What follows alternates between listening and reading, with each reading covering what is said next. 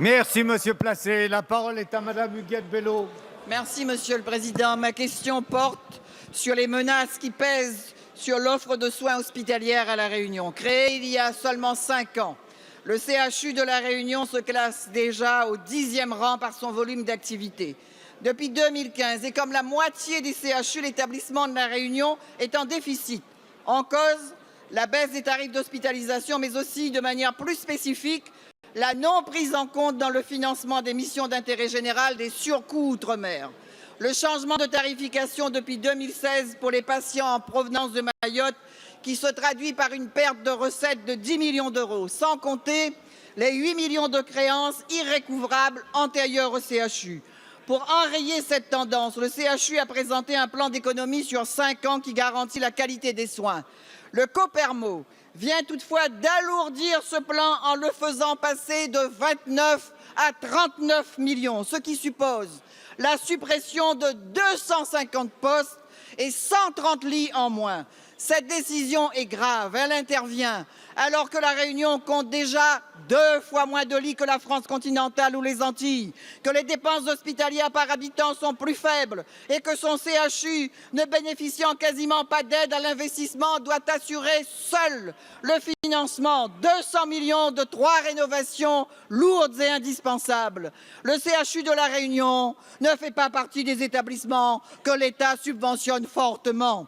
Il est à craindre désormais que l'ampleur des efforts exigés ne lui permette plus de faire face à l'augmentation et au vieillissement de la population, à des pathologies chroniques surreprésentées comme le diabète ou encore à des épidémies à transmission vectorielle. Les Réunionnais souhaitent donc savoir quel remède le gouvernement privilégiera pour leur CHU. Une discrétion encore plus grande de l'État ou alors une logique conforme à la fois au nouveau processus d'égalité réelle et à l'ambitieuse stratégie de santé Madame qu'il a Bello. La proclamée parole pour les est à Outre-mer. Madame Pascale Boitard, secrétaire d'État chargée des personnes âgées et de l'autonomie. Merci, Monsieur le Président. Madame la députée Huguette Bello, tout d'abord, j'excuse Madame Touraine qui est en déplacement à l'étranger.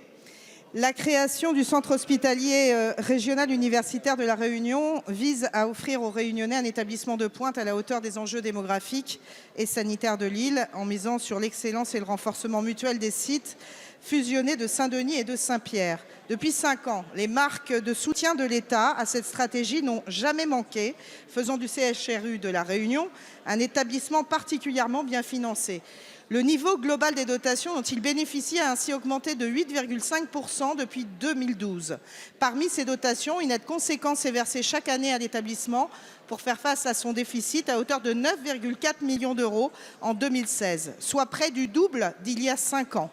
Enfin, il faut rappeler que le CHRU de La Réunion bénéficie de tarifs hospitaliers de 31% supérieurs à ceux pratiqués en métropole et le niveau le plus élevé des territoires ultramarins.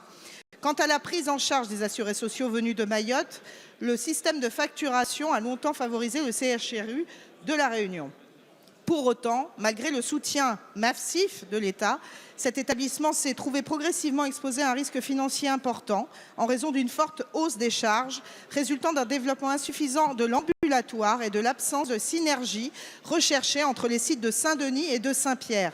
Toutefois, le CHRU de La Réunion est tout à fait en mesure de revenir à une situation d'équilibre pérenne s'il s'engage résolument dans cette voie et si les mesures nécessaires sont prises. Marisol Touraine est déterminée à apporter tout le soutien nécessaire pour lui permettre de consolider ses projets, de renforcer son rôle essentiel pour l'accès aux soins des Réunionnais. Merci. La séance des questions au gouvernement est terminée. La séance est suspendue.